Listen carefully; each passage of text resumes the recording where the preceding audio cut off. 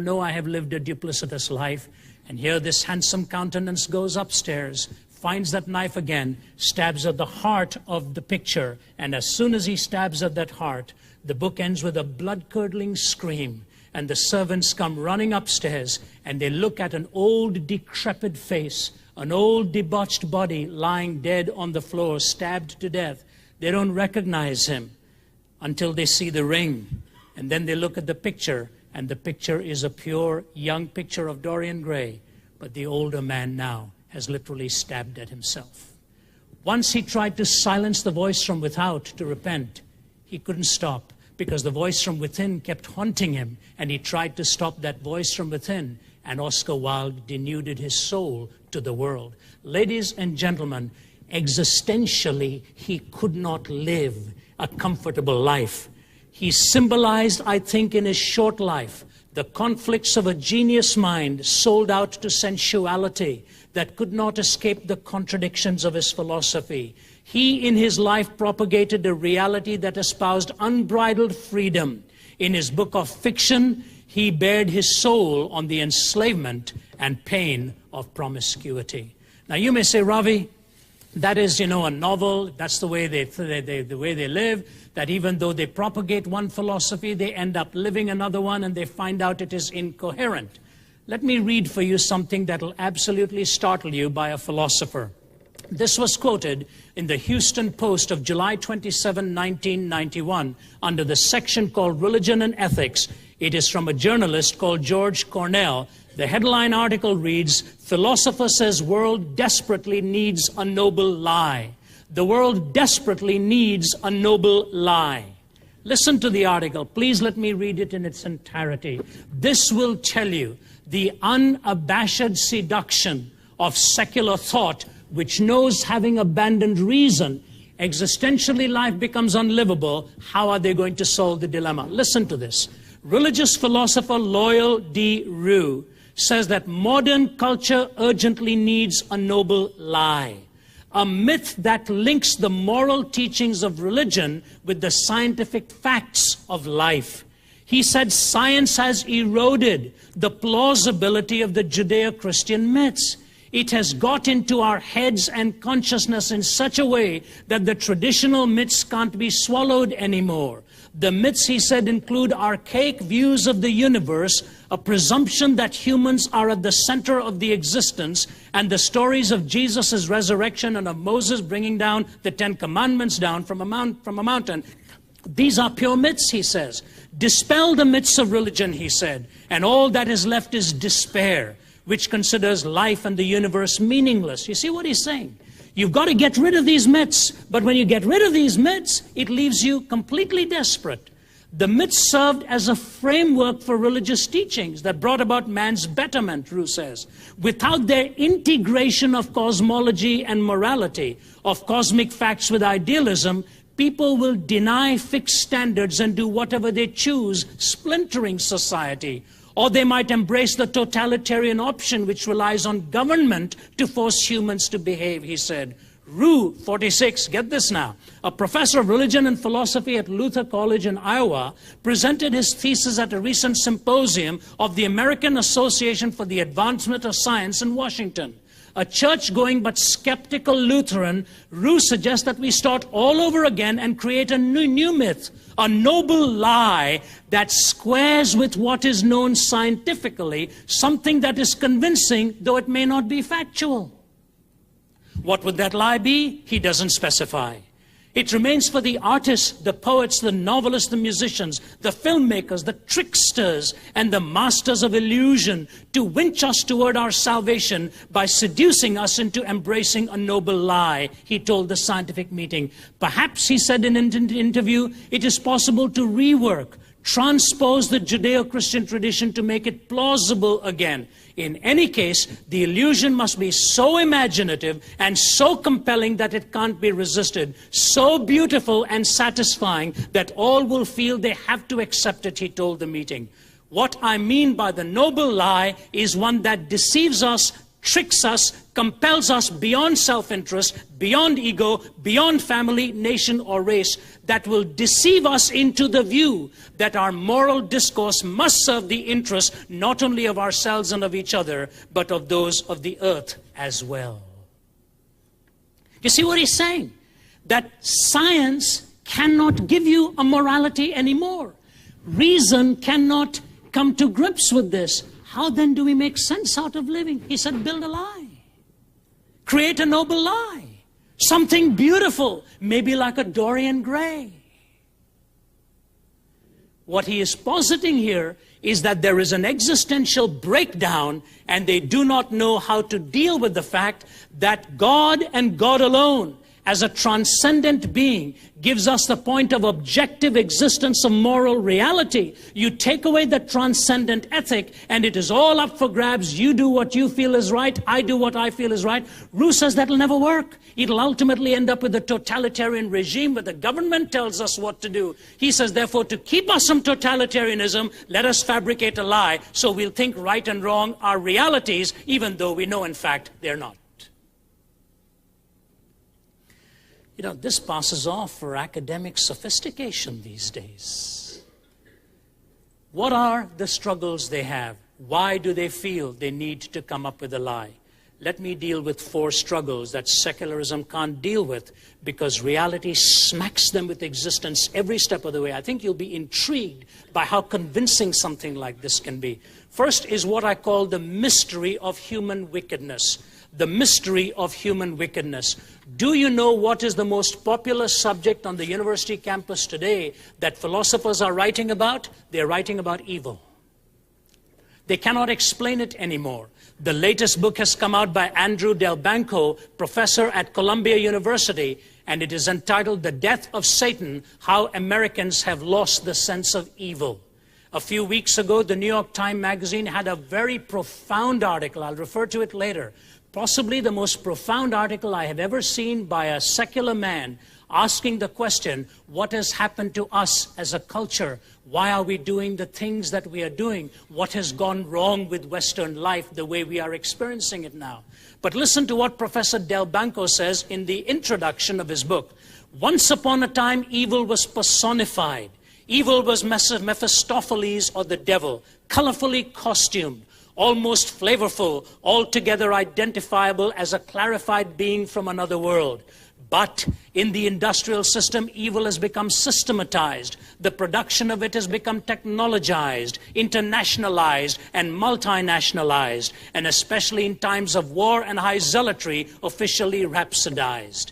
Just as industrialism has radically altered the ways and means of making and distributing, it has also altered the moral structure within which we live.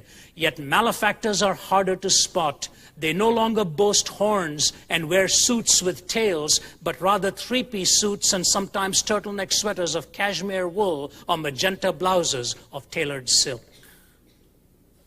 See what he's saying? We've lost this point of reference for Satan. It's a fascinating book, but it's too esoteric, goes into philosophical argumentation. Let me therefore bring you to Ron Rosenbaum's article in the New York Times, because you'll be able to understand the rigors where you and I are. I relate more to this. Listen to what he says. He begins his article. There's a picture of flames out in the beginning, and he talks about it as the mystery of wickedness.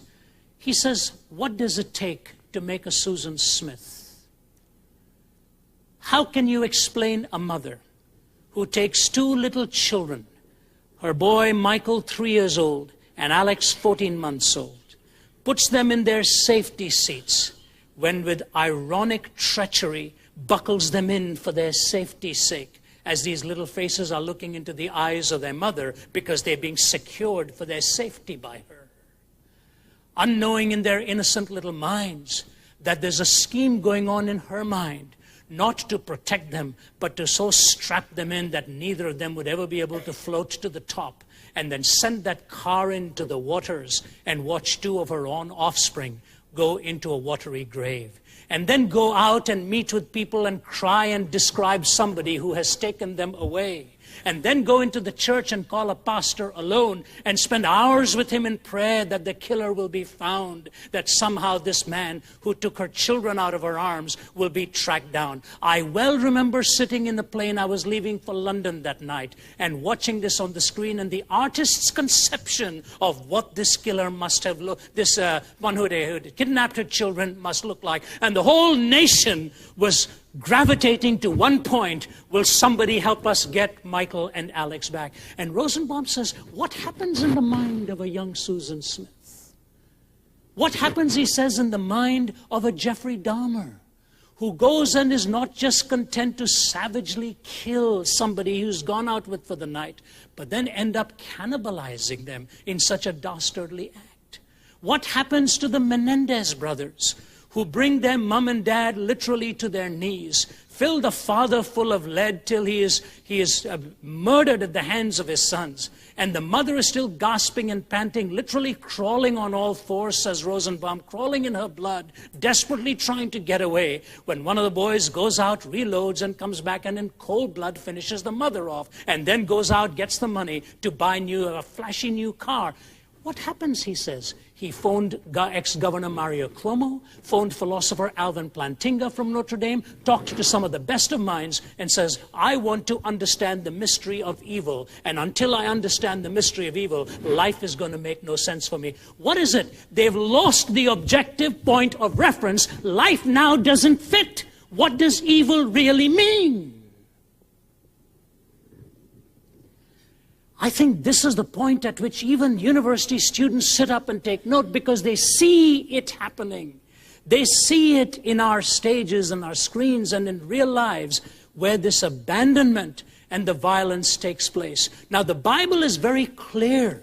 Notice how the Apostle Paul says it, and I'll read that Romans 1 passage. I'll read it from the J.B. Phillips translation. His English is so masterful here. Listen to what he says. Now, the holy anger of God is disclosed from heaven against the godlessness and evil of those men who render truth dumb and impotent by their wickedness. It is not that they do not know the truth about God. Indeed, he has made it quite plain to them. For since the beginning of the world, the invisible attributes of God, example, his eternal power and deity, have been plainly discerned through things which he has made, which are commonly seen and known, thus leaving these men without a rag of excuse. They know all the time that there is a God, yet they refuse to acknowledge him as such, or to thank him for what he is or does. Thus they became fatuous in their argumentations and plunged their silly minds still further into the dark. Behind a facade of wisdom, they became just fools who would exchange the glory of the immortal God for an image of a mortal man or of creatures that run or fly or crawl. And he goes on to describe the catalog of sins. Now, I want to position this as best as I have understood it in the scriptures. If I were trying to answer Rosenbaum, I think I would at least start with one simple fact and link it then in the Genesis account. Here it is. Follow me, please. When God created man, the first humans, as he created them, please listen now, he spoke to Adam. He spoke to Eve. He has revealed that speaking in his word. These are not just some concepts floating around in some ethereal substance out there, as it were. He has spoken. He has described creation as good, and he has revealed his character to them. Something very fascinating happens in Genesis 2:19, which I think is definitive of what is going to happen after that. God watches and observes when Adam is doing something now as an under-sovereign. He is naming the other creatures. Remember that incident in the scriptures? He's naming them. And when God saw him naming them, the Bible says God was pleased. But he knew he needed a helpmate, and then created Eve.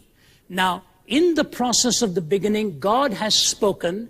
Now, Adam has spoken, and circumscription is being given to reality. There is a naming going on. Now, all of a sudden, what happens is, when that seduction takes place, evil comes in, and here's what I believe takes place. When God gives Adam and Eve that challenge, do all of this, and you shall live. But in the day that you shall eat of the tree of the knowledge of good and evil, you shall surely die. Implicit in that plea for God, from God, to ask Adam and Eve, what to do was this simple statement: trust me. Trust me. Don't touch that tree. Believe me. You see what's happened? He's defined reality.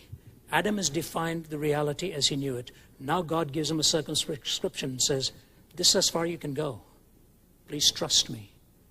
When they fell, what happened? They chose to call God a liar.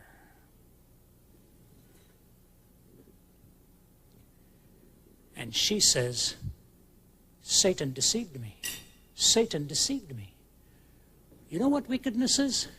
Wickedness is governing your life by a starting point of a lie.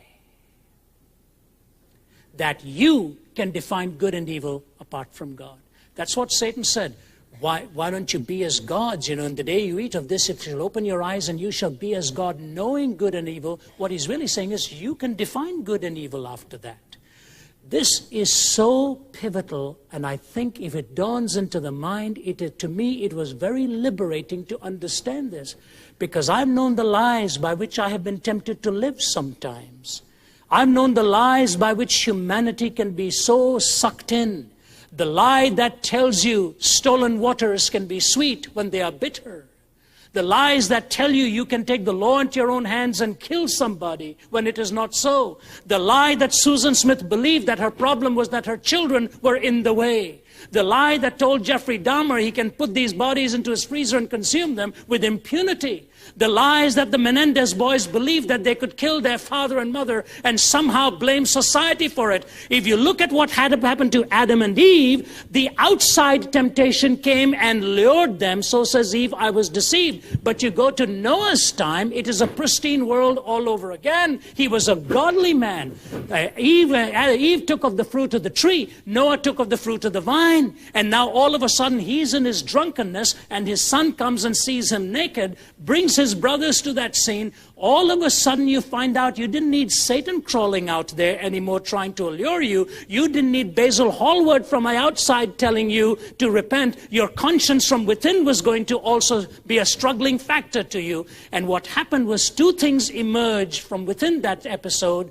Both in Adam and Eve and in Noah's case, two things happened.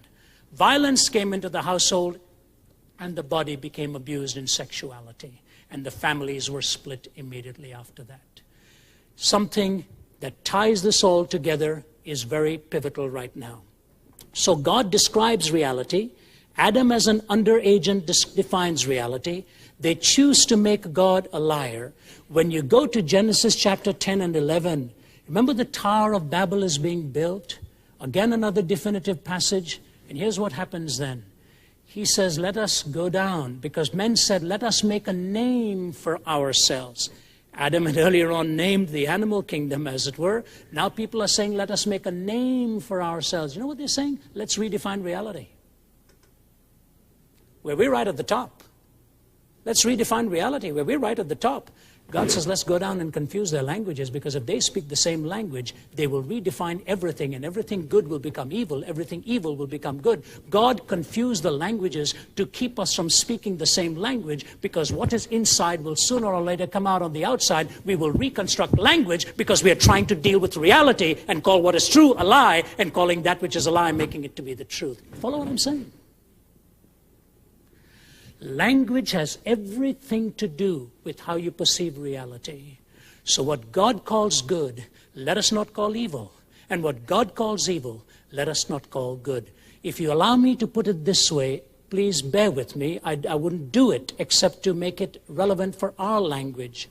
We read, in the beginning was the Word, and the Word was with God, and the Word was God, and the Word became flesh and dwelt among us. Let us put it into our context, because logos was more meaningful for the Greek than it would be for you and me. In the beginning was the definition. And the definition was God. And the definition became flesh and dwelt among us, full of grace and truth. God defines what is real. That which God has put together as reality, let no man put asunder. Look at your life now. What lies are you living with?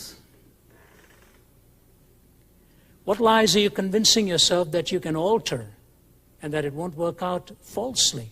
You struggle with it, I struggle with it. And ladies and gentlemen, why have we come up with statements like politically correct? And please forgive me, because I don't like to address these issues as point blank on campuses, I don't. Why do we use words like homophobic? Why do we use words like pro-choice? Because we are tampering with reality, that's why. You watch a generation's words and you will find what they are doing with reality. And at the heart of the Susan Smiths and the Dahmers and your life and my life is the biggest question. Are we calling God a liar? All the wickedness in the world that we see starts off from one fundamental principle, choosing to call God a liar. Wickedness is the natural outworking of believing a lie. Goodness is the natural outworking of believing the truth. If you're a good man, sir, if you're a good woman, ma'am, it is because you're believing the truth. And if you're an evil person, it is because you're living with a lie. It's as simple as that, but as catastrophic. You know how this works out? Let me end this section here, I think, with a very simple little illustration of profound implications here. It is this.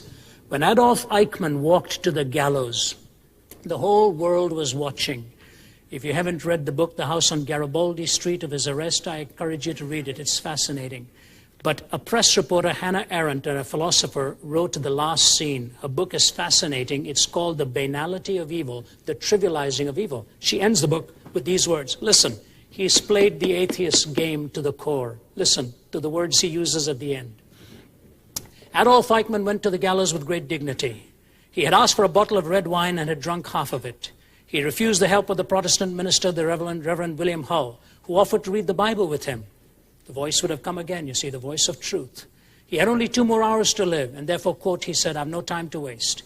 He walked the 50 yards from his cell to the execution chamber, calm and erect, with his hands bound behind him. When the guards tied his ankles and knees, he asked them to loosen the bonds so that he could stand straight. I don't need that, he said, when the black hood was offered to him. He was in complete command of himself. Nay, he was more. He was completely himself. Nothing could have demonstrated this more convincingly than the grotesque silliness of his last words. He began by stating emphatically that he was a Gottgläubiger, to express in common Nazi fashion that he was no Christian and did not believe in life after death. He then proceeded, quote, after a short while, gentlemen, we shall all meet again. Such is the fate of all men. Long live Germany, long live Argentina, long live Austria. I shall not forget them, end of quote. In the face of death, he found the cliché used in funeral oratory. Under the gallows, his memory played him the last trick. He was elated, and he forgot that this was his own funeral. It was as though in those last minutes, he was summing up the lesson that this long course in human wickedness has taught us. The lesson, please listen, this is a secular thinker. The lesson of the fearsome, word and thought-defying banality of evil. It defied language. It defied thought. What was he talking about? Absolute nonsense. And I say to you, my dear friend, that as words reflect reality, I think it is so important we understand what wickedness is all about. I went through a very difficult session with a friend. I shall leave that unnamed, basically, person unnamed, because I even hesitated to mention it, but let me do it.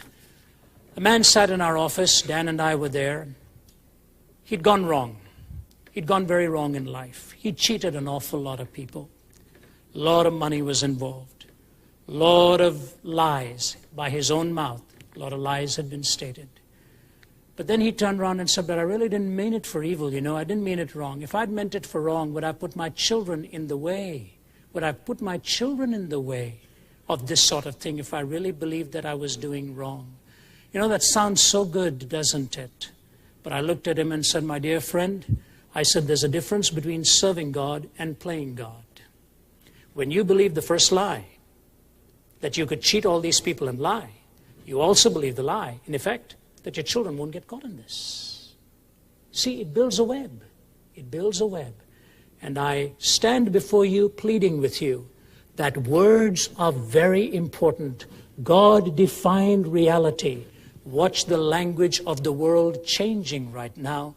And what has happened is we took the devil out of the scene. We took sin out of the scene. Now we are left with the mystery of wickedness, and we've got no point of reference to define it anymore. But the Dahmers and the Menendezes and the Susan Smiths come along, and we say, will somebody please help me? I need to find an answer for what's happening to us. What's happened to us is we believed a lie that we are big enough to be without God and control everything right down here. The mystery of iniquity. But secondly is what I call the marvel of worship, the marvel of humanity's worship. First is the mystery of human wickedness. Second is the marvel of humanity's worship. There is a longing within each one of our hearts. There is a longing. Listen to what D.H. Lawrence said. We want to delude ourselves that of the problem of our emptiness, love is at the root. I want to say to you it isn't. Love is only the branches. The root goes beyond love. A naked kind of isolation, an isolated me that does not meet and mingle and never can. It is true what I say. There is a beyond in you and a beyond in me which goes further than love, beyond the scope of stars, just as some stars are beyond the scope of our vision. So our own search goes on beyond the scope of love, and at least I think that it is at the root going beyond love itself. Lawrence, in one of the few occasions that he writes, was very absolutely right here. It is not just love. I have a family that I love dearly. I'd cling to them past anything else that I possess. But there's a point at which you look for something more.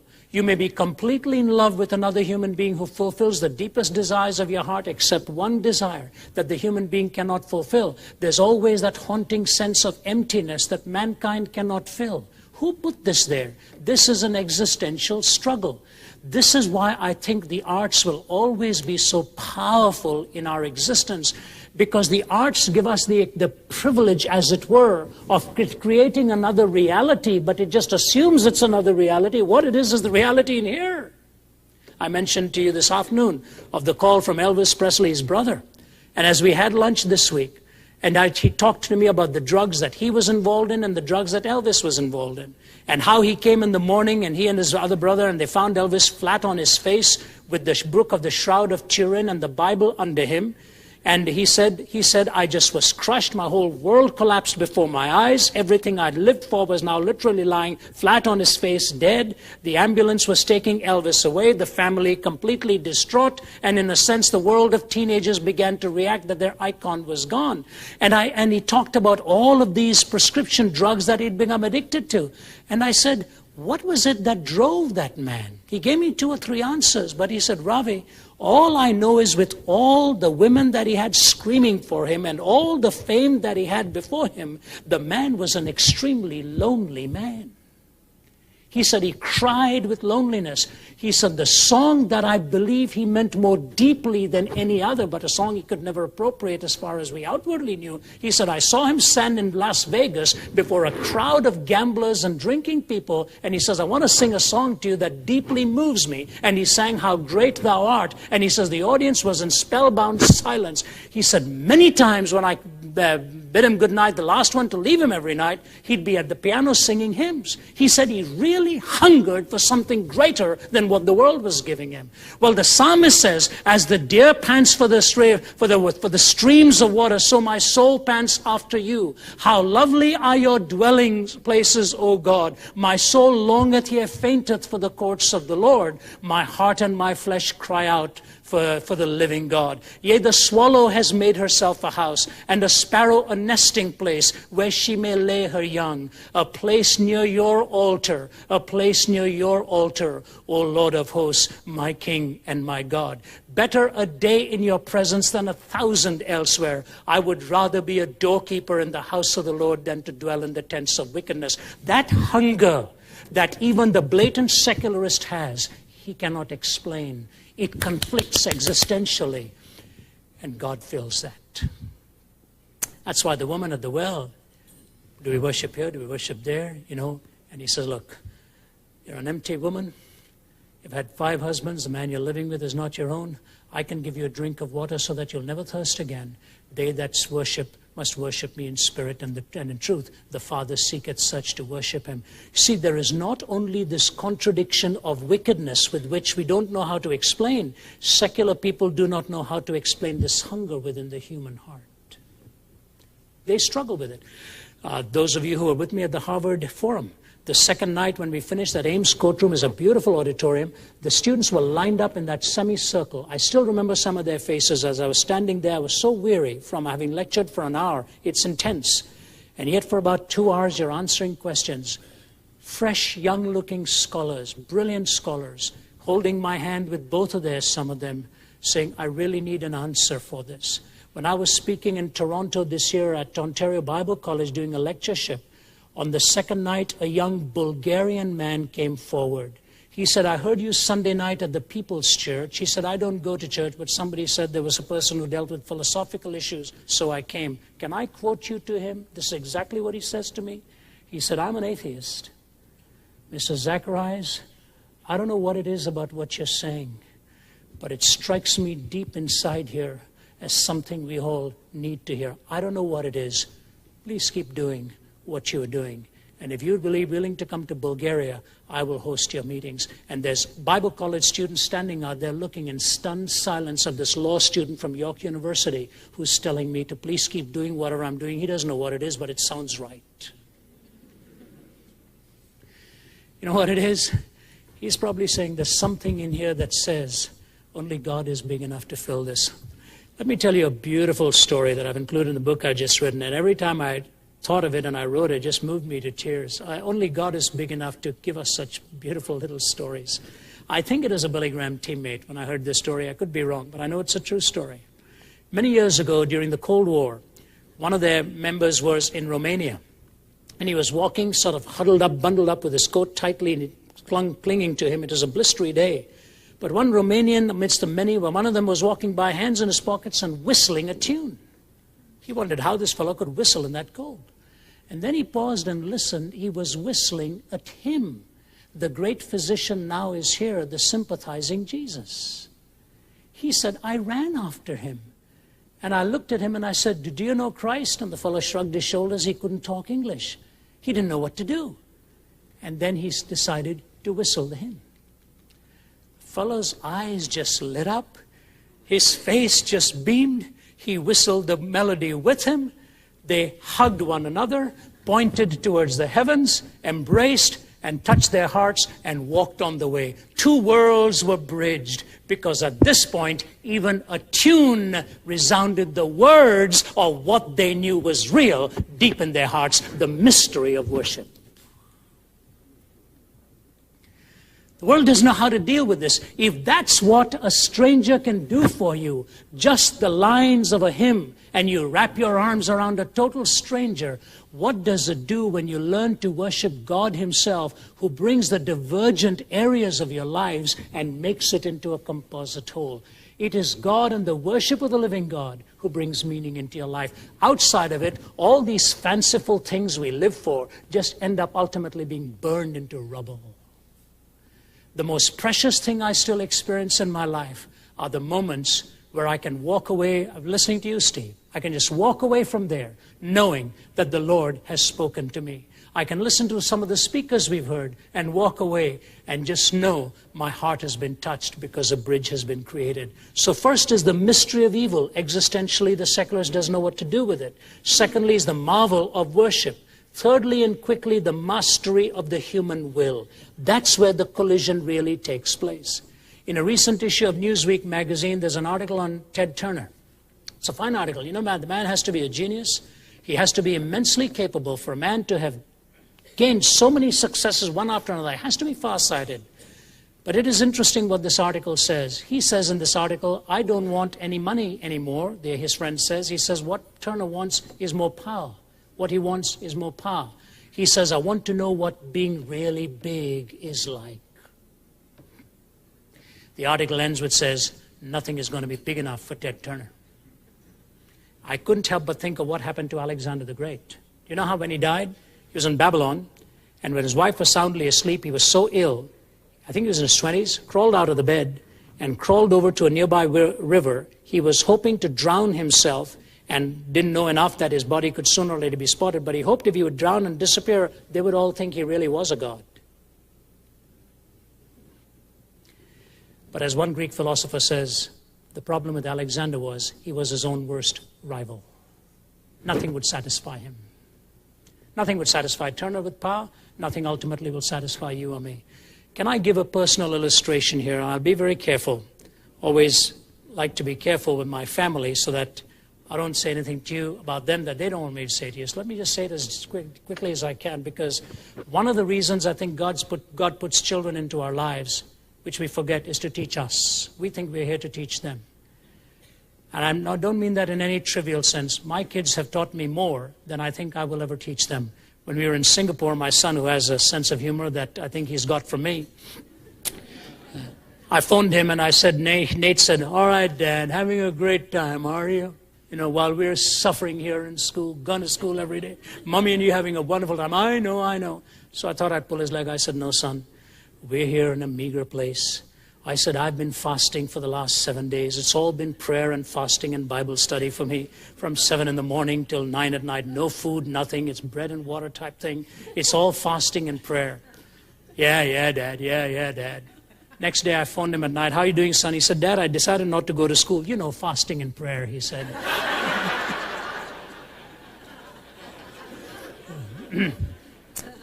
They teach us a lot.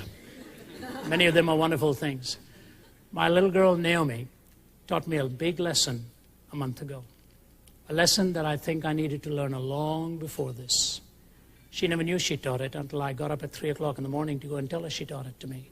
She was going through a personal struggle where she was hurting a lot, very deeply.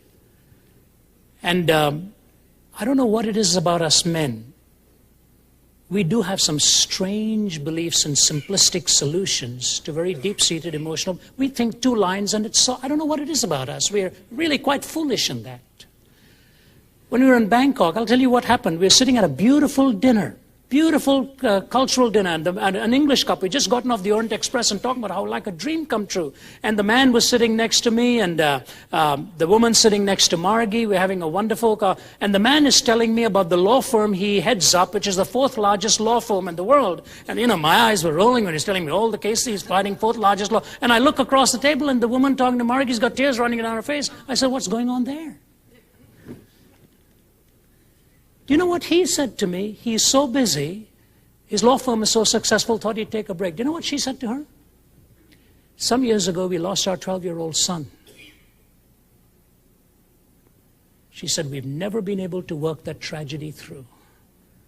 We needed to get away so that we could just heal for a little while." She was telling the truth. And the boy is convincing me about I'm very sincere, I'm sure, and that's the kind of lesson I learned. Naomi is going through this deep struggle, and you know, I sat down one night and this is the way you solve it, A, B, C, D, gave all the simple answers. I woke up in the middle of the night and knew I was dead wrong, because I knew what I was doing. I was fearing that my power of direction was not going to be taken in this instance, that I was going to lose that power over my child's life. I mean that very sincerely, very ashamedly. Margie dealt with it. Do you know how she dealt with it? She cradled Naomi in her arms while Naomi cried her heart out. Margie never said a word, just sang some of the hymns of faith to her.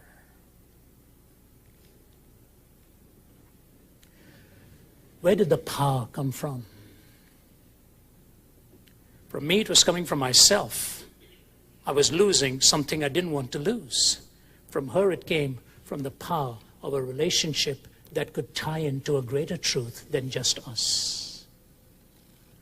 I got up at 3 in the morning and I went by her bedside and I wept and I asked her forgiveness. This is where our worlds collide. They collide with the mastery of our wills. And I challenge you, brethren, take that will and turn it over to him. The world resists him, even though they cannot explain reality. It's the power that is so great within them. And I just say to you, the disciples fought over it. Can you imagine? Jesus had just been transfigured. Then he came down and cast out a demon from a little boy. And these boys are arguing who's going to be greatest in the kingdom. The very passage, Mark 9. He's just been transfigured. What glory!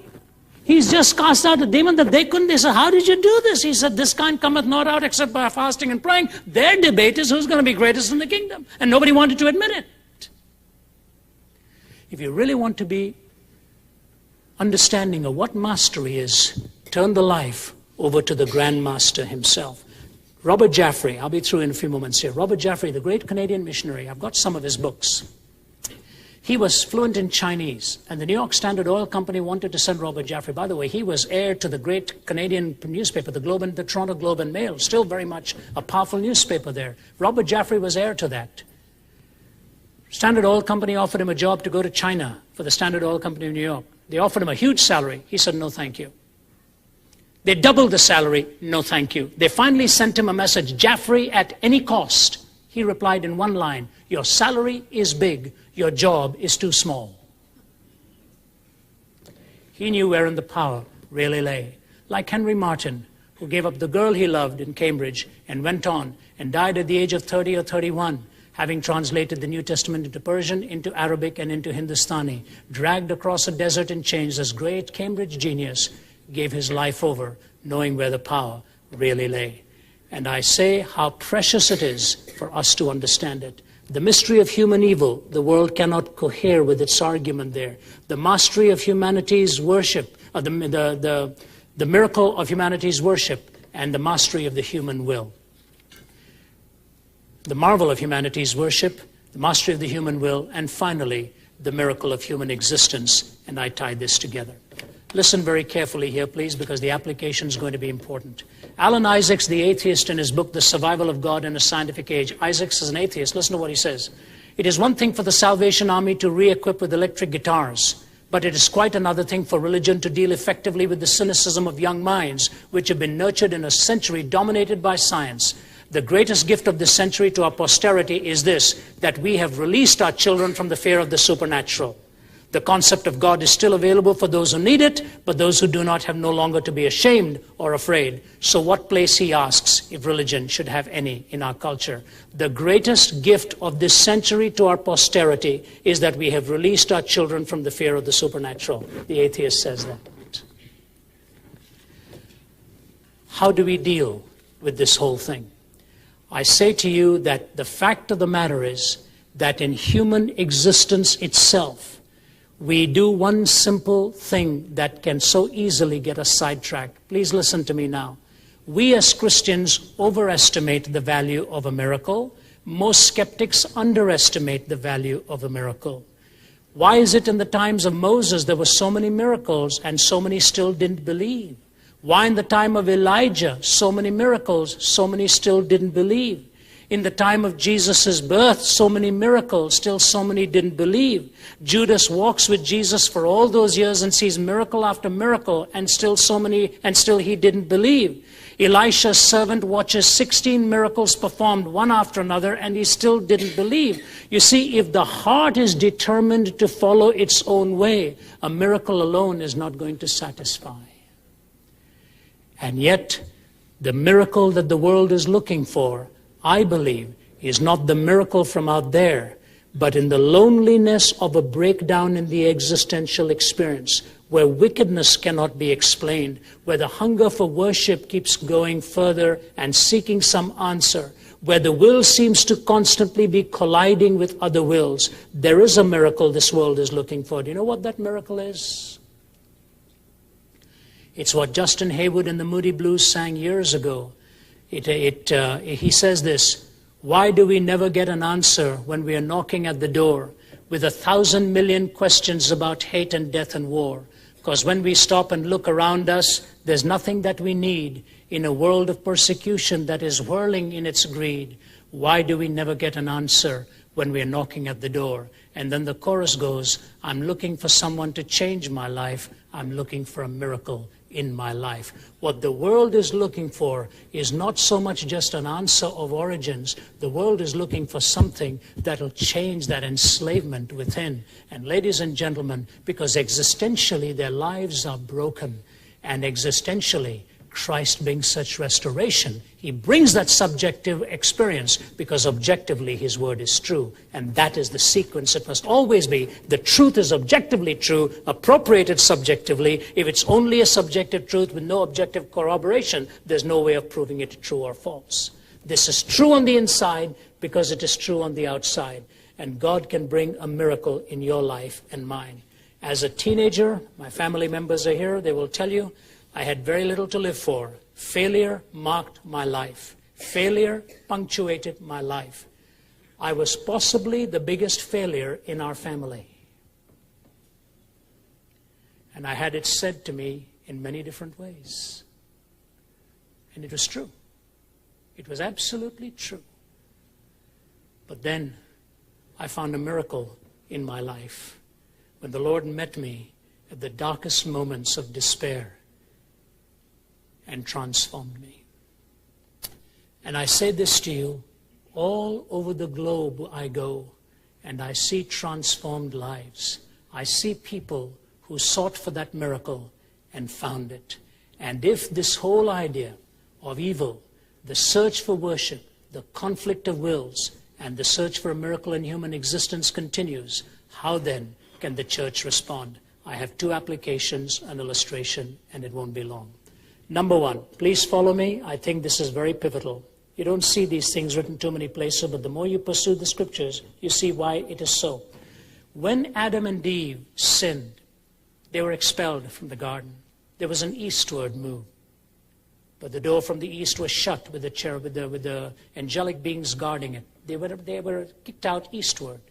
When Cain killed his brother, Abel, he went into the land of Nod, eastward. When the men were building the Tower of Babel, they were moving east towards Shinar. When Lot and Abraham stood and surveyed the topography before them, and Abraham said, you make the first choice where you want to go. The Bible says he chose and moved towards the east, the cities of men. Abraham was the first one to move west. And when he turned and moved west, you know what the Lord said to him? I'll give you everything. All that is north, all that is south, all that is east, all that is west. Are you as a Christian, while the world goes east, are you willing to go west? Are you willing to take that stand that is completely and radically different to anything else the world would consider plausible? Psychologist Paul Witz quotes a philosopher who says this, painful words. Today religionists wonder why youth has abandoned the churches, not wanting to realize that it is precisely because organized religion openly subscribed to a commercial industrial hero system that is almost openly defunct. It so obviously denies reality and banishes sacredness with bureaucratic dedication. Men are treated as things and the world is pulled down to their size.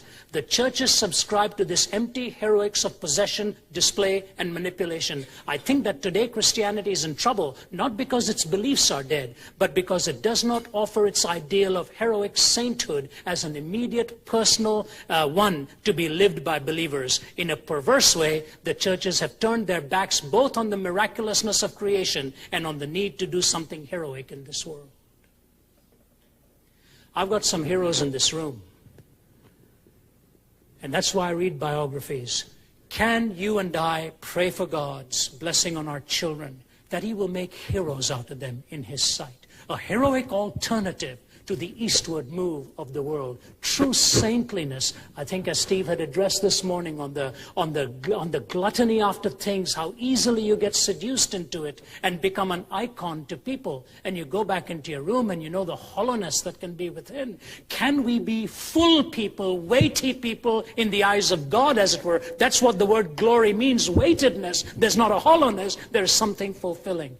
Will the church be willing to move west while the rest of the world is moving east? And I mean that in the figurative sense, be in contradistinction, in clear, stark contrast to what the world lives by.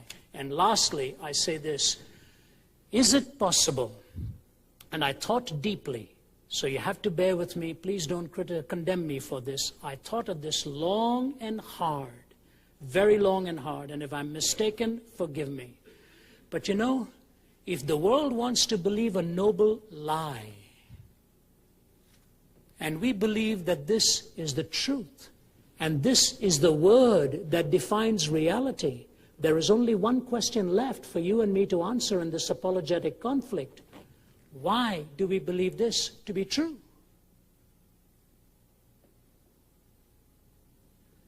When was the last time you walked into a church and heard a sermon on why the Bible is true?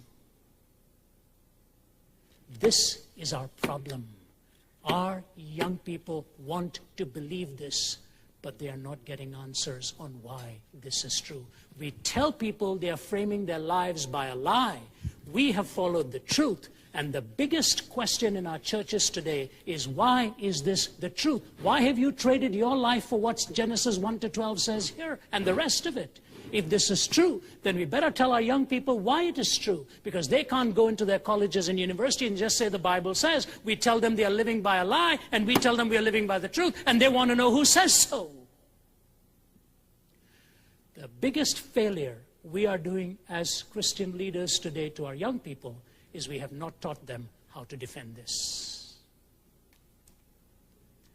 That is the failure of the apologetic movement over the last 20, 30 years. We've not told them why this is true. Here's the illustration, and with that I'm through. This is a true story. It is a book entitled The Man Who Never Was. It's a true story about British naval intelligence, considered the greatest ruse during the war. And it took place during the invasion of Italy, immediately after the North African campaign. And it was conceived in the mind of an ordinary soldier, a man by the name of Evan Montague. It's a fascinating story. I could take 15, 20 minutes just building the story. One of the greatest intelligence operations in the Second World War that turned the tide at that point. As they were making their approach into Italy, the forces had to go past Sicily. The German soldiers, the German defenses were deeply entrenched in there. And Evan Montague talked to his senior officers, and ultimately Churchill got involved in it. And he said, if we can get the Germans to move away from Sicily, then we've got easy access. Well, you know, that's like saying if you can boil the ocean, then you get the submarines up and you can shoot them. You know, yeah, sure, if we can get the Germans out of Sicily, but why will they move out of Sicily? That's en route to what we're trying to go to. He says, that's the point. Can we get them to believe a lie? That we're not going to Sicily, we're going to Sardinia. Churchill said, why would we go to Sardinia? He says, I know we're not going to Sardinia, but when you get them to believe we're going to go to Sardinia, how are you going to do that? They said they would get an announcement somehow to trickle through that somebody had crashed somewhere, of a major officer carrying intelligence information, and in his briefcase was information of a secret plan of invasion. And so they were looking for this man, but no such man existed. So Evan Montague went to the hospitals and found out if they could give him a dead body, and they would throw it off the coast of Spain and hope that it would flow on to the Spanish land there, and that somehow there were enough informers who would see this, take the message, give it to the Germans, and get them to read this. It says it's not going to be as simple as that. First of all, you usually can't just take an ordinary dead body. If they do an autopsy there, you can't say he died by drowning, because it won't show that.